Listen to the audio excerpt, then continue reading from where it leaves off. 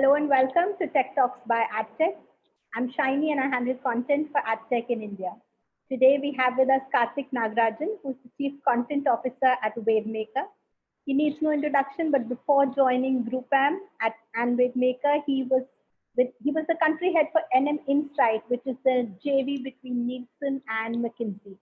He is also the host of one of my favorite podcasts, which is the Filter Coffee podcast. Welcome, Karthik. Great to have you at Tech Talks today. Thanks, Jenny. That was very, very kind of you. How are you doing? Very good, very good. How are you? And I love Not bad at all. Thank you. It's convenient also. You visit your barber only like once in many months. Yeah. Great. So, Karthik, I just want to talk about 2020 and what has happened. And we've seen so many changes in the marketing ecosystem. And from a content person's lens and from a creative person's lens, what does all this include? So let me start with the biggest controversy that we had, which was Tanishq, and which was the Nike ad, the Kaepernick ad. Early in the year, we had Nike, and then we had Tanishq like last month. What are your thoughts on this? See, I saw obviously a lot of chatter around what the brand should have done, could have done, etc. I think my issue is that I don't think this is a advertising issue or a brand related issue or even a marketing issue. I think it's just a law and order issue, right? I don't think social media, or for that matter any other platform, in a lawful society gives you the right to threaten an organization or its employees in any way, right? Or to bring about harassment of people associated with the creative, right? So that's what it was, right? I didn't think it should have been discussed for for its for what it was as content or as an ad. Unfortunately, of course, the anarchy sort of prevailed, and whatever happened, right? But yeah, so that's how I think of it. Absolutely, I think, and very, very clear thoughts on this. It's clearly a law and order issue, but we're coming to a stage in India where we're seeing this kind of anarchy prevailing multiple times. So, as a brand or as a brand director or as a creative person for thinking about a brand, are there some things that you think we should keep in mind, or is there a way that Tanishq should have responded differently? We saw very different responses from Nike and from Tanishq, and for very obvious reasons. I mean, law and order being one of them, or clearly the most prominent one of them. But yeah, I mean, there's something we can do to avoid this, or react differently to this. See, to say what the brand should have done, or to compare it to Nike, which is headquartered in the US, is, I don't think, I think it's very presumptuous for us to have those conversations, right? Because we don't know what went on behind the screen in the meeting, and where it was decided that they should pull off the ad, and what are the reasons for it. We don't know what the dangers that some of its employees face, right? We only know what is being reported on digital media and what we see on social media, etc., right? So I think organizations have their own tried and tested ways of dealing with employee safety, and they did what they did, and I don't think it's fair to even bring that into a commentary. I don't think any of us are qualified to talk about that decision, right? But to put it in perspective, see, the thing is, it's not like there's no backlash for communication, right? It's very true that in the history of Nike doing certain things, it has also suffered market capitalization losses because of its stock prices going down. But the same is also true that after the Kaepernick ad, Nike saw record sales as well, right? I think the an audience's reaction to communication is not, that's not unique to India, right? I think what was unique in this case was the way it was done and the kind of unlawful pressures that everyone around the communication was subjected to, right?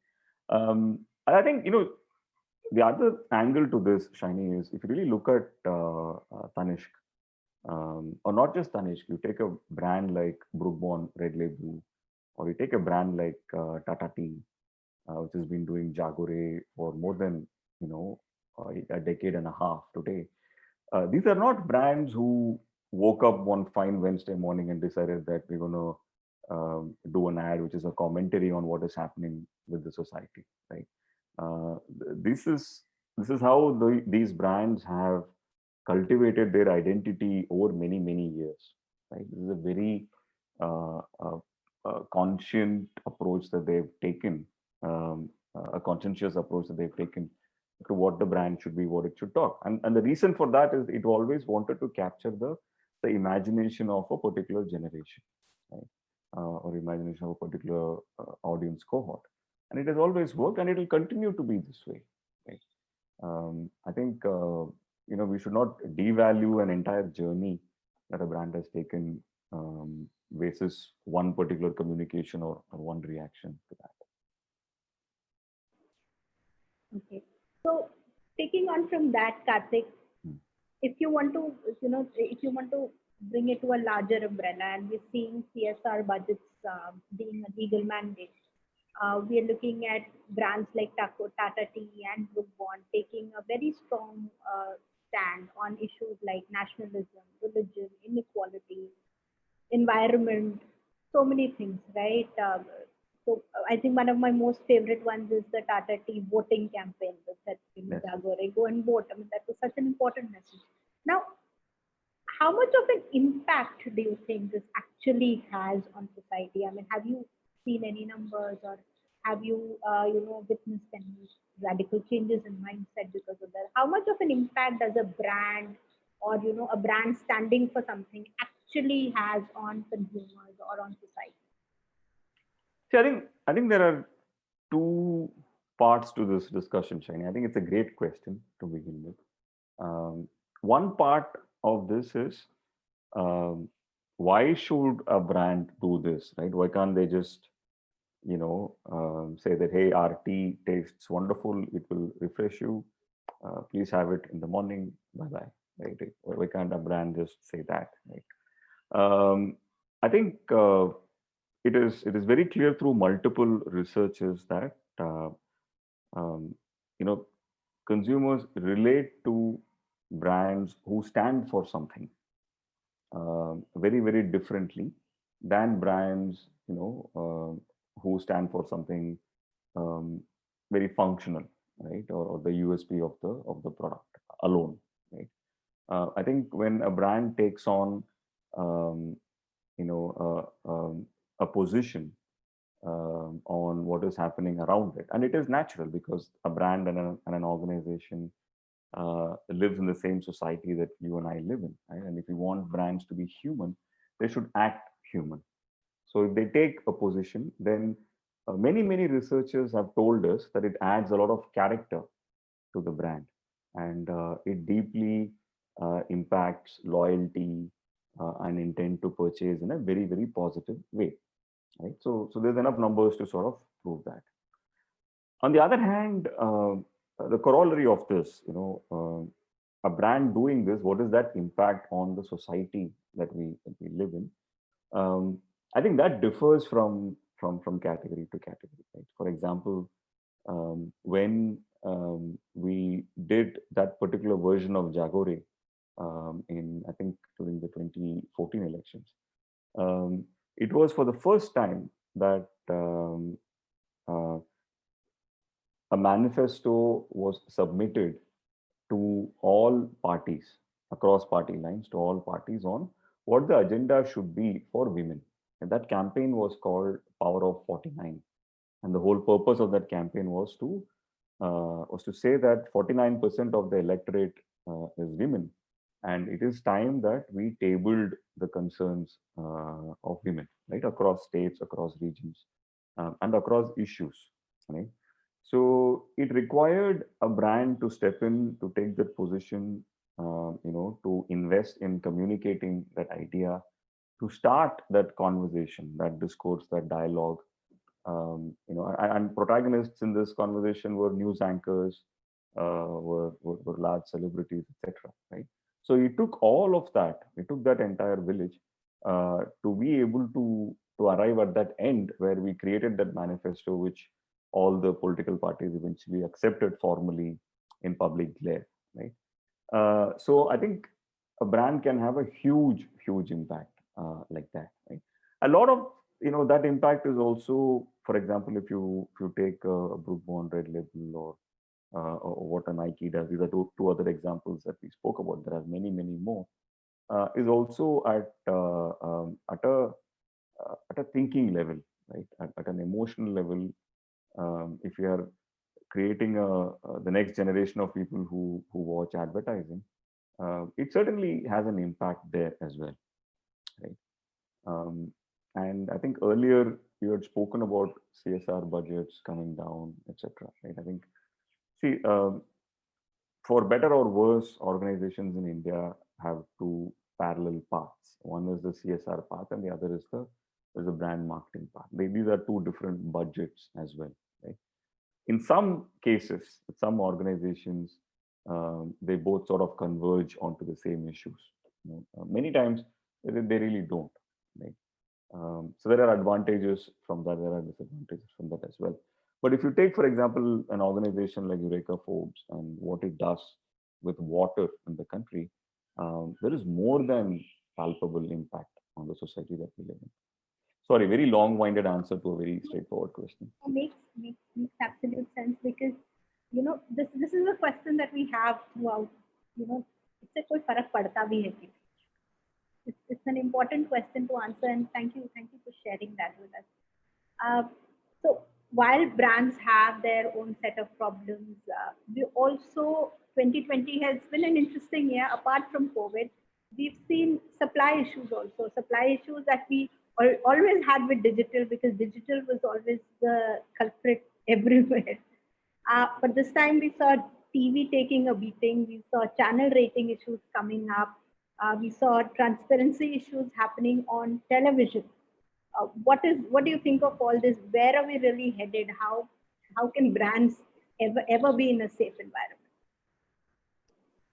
See, I think to call this an unsafe environment for brands is probably a slight extreme. I think we've definitely had all the issues that you rightly and accurately pointed out. I think the traditional mediums did definitely take a beating in terms of spends and investments, and in terms of original content creation as well. Right? There was a 3-4 month period where we couldn't really produce anything, right? But I think that's where we also witnessed many brands taking this as an opportunity to connect differently, to connect better with its audience. And in most cases, obviously, the medium happened to be digital. Right?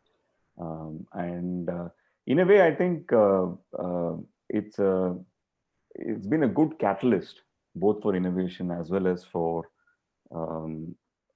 growth in the digital medium. We all know that normal spending will return to traditional mediums sooner or later, right? I don't think it's that sort of a change where it will a particular category will be destabilized for the long term or permanently, right? I don't think that's going to happen. I think the shift to digital was anyways something that brands were doing even before COVID. In some cases, probably there is an acceleration towards this. But what was really for me very, very heartening to see was the way some of the brands sort of reacted to this, right? I think there are FMCG brands who collaborated with, for example, ride-sharing brands to achieve some parts of their supply chain challenges, right? To address those. So that sort of collaboration between two different brands was very very heartening to see. And also, another thing that has happened, and I don't know if you see this around you as well, is that I think the overall empathy quotient among consumers has really, really gone up, right?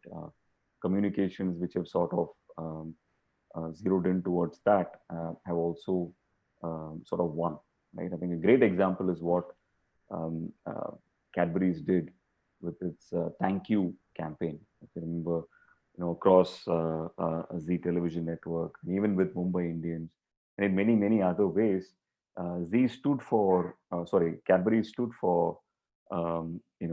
us thanking the people with gratitude, especially the people whose help we need on a day-to-day basis, right? The people who drive our cars, the people who work in the makeup industry, the people who work in the crew of a sports production, all of those things, right? So I thought that was a great moment, and there were also brands, for example, like Gemini Oil, um, which did a beautiful campaign during the Ganpati Puja, and when, especially in Bombay, when people couldn't really step out and go into pandals like the way we used to. I think the communication, which I think went like Harghar Pandal, was a brilliant communication. Right? So brands sort of doing this to connect with their audience. I actually thought was a wonderful byproduct of this pandemic. Absolutely. I think we saw some fantastic work happening, some great empathy. And empathy is a keyword that I've been hearing from all CMOs. And I think that has become the keyword for their campaigns with them. And I like what you're saying that, traditional mediums are going to come back. And this is, uh, this is behavior that will kind of, though digital has accelerated, we're hoping we take all other mediums with it. It's not sticky behavior. It's not an either or situation. Right. Coming to from there, I want to take you to a very important cohort that we have that brands are talking about, which is Gen Z. And everyone is figuring out what is it that these Gen Z people, how do they think, how do they behave, because it's also a slightly tricky cohort. I mean, it's like our parents trying to figure out, what are these people thinking. So I feel like that. So, and brands are in a tricky situation where they're saying, should we catch them on TV, should we catch them on digital, will they like CSR kind of stuff? Will they like something else? So expectations, one from Gen Z, the expectations from brands are very different, and how brands need to understand them and respond to them are also very different from the way they've been talking to millennials. Right. So what kind of strategies do you think brands need to pick up to work with the Gen Z database or with the Gen Z cohort? I think there is more preoccupation among marketers for Gen Z than within Gen Z itself. I don't think they take themselves as seriously as we take them. Um, and listen, you know, as part of my own team, I work with a lot of 20 plus, right? People who are in their first or probably their second jobs, people who are out of college, etc. Right? Um, I think safe to say they're all exhibit human behaviors like the rest of us. There's not a special They're not a different species. animal. Yeah, they're not a different animal. But I think there are two, three things which are definitely true, right? I think one is their patience for bullshit is fairly low. They like to see things, or they like us to talk about things as they are, and not make it too abstract or too unreal or untrue, rather, right? So I think that is something that you always see. There is a lot of cliches around and myths, especially around their attention span and all of that. Right? I think I don't conform to any of them. I don't agree with most of them. Um, they have great attention spans, right? They can watch a 5-part series on Netflix back to back and stay glued to the screen for probably 6-7 hours or an entire night, right? They can play a game of PUBG for many hours. I think if the content is interesting, you have a great attention span, right? And this thing about reading, going out of fashion, etc., is also not true. If anything, I feel long form is making a comeback, right? Long form text is making a comeback, right? So I think, yeah. So those are uh, some of the, some of the. That's how I feel about this entire conversation, right? I think I feel we over obsess about this particular generation, but it is very important. Thankfully, many of them are on social media, right? And they leave a lot of footprints. And for brands and organizations who want to understand them, it's fairly easy, if you listen to the right social signals, right? um, we did a study recently on what people or how people define woke behavior, right? Especially people who are in their early 20s today, right? And these kind of studies today are very possible because they leave much more digital footprints. They talk about it openly, so you can understand through a simple social listening exercise what the real insights on an issue are, right? Yeah, but very excited about what's going on in their world. Yes, I think the best thing I like about this generation is that they like you said, they're very vocal and they're willing to talk back to brands and give feedback and tell them exactly what they're thinking. They're not the generation which says, I can't say this to this person and I can't say this to this person. So I think only thing you need to do is listen. I agree. I completely agree with what you're saying. Is that Yep. it? Is yeah. Go ahead. No, sorry. What I was saying is that I think it comes down to understanding different cultures and subcultures. Hmm. Right? I think you can't, for example, talk about something as just music anymore, right? You need to understand the different cohorts within music, right? You can't just talk about it um, as even poetry, right? Like, for example, the different subcultures within poetry, or even gaming for that matter, right? Not all esports are the same. So to understanding different cultures and subcultures is a great way of understanding different generations, I feel. Absolutely. I think that's a lovely way to put it, Karthik. So, last question for you. And I think I've grilled you enough on what's happening in 2020 and your take on it. But 2020 overall, everyone knows we've had a difficult year. All of us have had a difficult year. But it's also a year where we've seen some incredible innovation. We've seen some great messaging come from brands. Uh, what do you think brand strategies should essentially focus on in 2021, which I see as the revival year or the year we get back on our feet? So, what according to you are the brand strategies that are going to be important in 2021? So I think, like we discussed, some of these things that happened in 2020 are here to stay. Right? I think brands standing for something, and brands sort of displaying a lot of empathy for what is happening around us. I think that's going to be very critical. It's going to be important for brands to hit the right notes when they talk about the world around us, right? So brands are going to be judged on how woke they are, on how inclusive they are, how kind they are, etc. Right? So that's going to be definitely something that marketers should internalize as well. I think the other thing is, um, most definitely, I think there is a very clear acceleration towards digital, um, and especially in the world of content, right?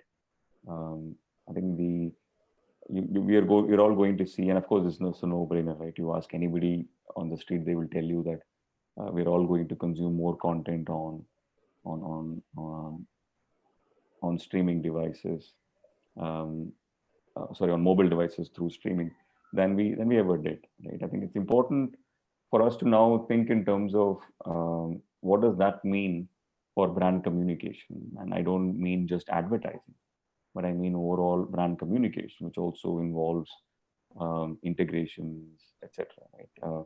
What that means for us in the not just in 2021, but in the next 2-3 years. Right? So I think that's going to be an interesting space to explore, right? Because increasingly, I feel we're entering a phase where it is not just about a brand riding a cultural wave, but actually creating it and actually owning it, which means brands will have to take positions in terms of an IP that they can own, or a concept that they can call themselves, or a trend that they can own entirely, right? And not just be part of a large event, or a large hashtag that's trending everywhere, right? So I think those are some interesting changes that brands needs to do. And needless to say, we're also entering a world of data like never before. This was not a pandemic thing. We were anyways set in this trajectory even before. We're entering very soon a cookieless world, and we probably, in all probability, in the next 2-3 years, we'll probably go over a phase where digital will be the largest medium when it comes to spends, right? Overall as an industry, right? That's not really far away.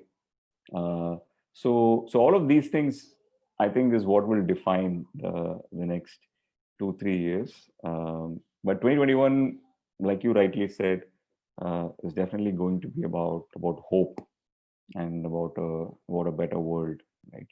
So so conversations like what's happening, in the environment, conversation about what's happening with climate change, these are all probably going to make its way from the fringe, which is where it is now, to the center of our discourses, I feel.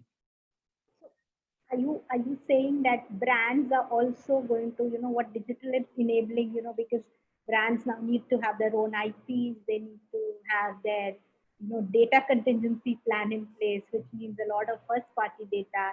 They also need to take a stand, they need to be producing content, they need to be, so it sounds like brands are becoming more of media companies or media, owners or media companies, rather than, producers or manufacturers, which essentially is the space, but they're also sounding more and more sounding like media companies than producers of FMCG products or cars or anything else. Is that true? Is that a No, I don't think that is the implication I was going for. See, I think the fundamentals of the relationship between a brand and a consumer has not changed. Right? Um, I think it is the tools that need to be refreshed, right, in the box. I think we were able to capture the imagination um, of an entire generation by the kind of the soap commercials that we came up with in 30 seconds and 60 seconds earlier, because um, the amount of time that we consumed content was also fairly limited. Right? I think now that a consumer's life itself has changed, right? We spend our time between a lot of devices, between a lot of functions, a lot of passions, etc. So it's just critical for brand to be relevant in as much of it as possible. Right? So all the conversation we're having about IPs and data, etc., are in many ways the means to that end. Right? So I don't think the fundamentals have really changed. I think it's just the route that we now need to take which has changed. It's become more exciting, if you ask me. absolutely. I can't agree with you more there. It is a super exciting time to be in advertising, and I'm grateful to be here talking to you. So I think this was a great conversation. Thank you so much, Karthik. It was great and so insightful to talk to you. And we caught up after a long time, so that was great as well. I know, Thank you. pleasure is entirely mine. Thank you so much. I really enjoyed this.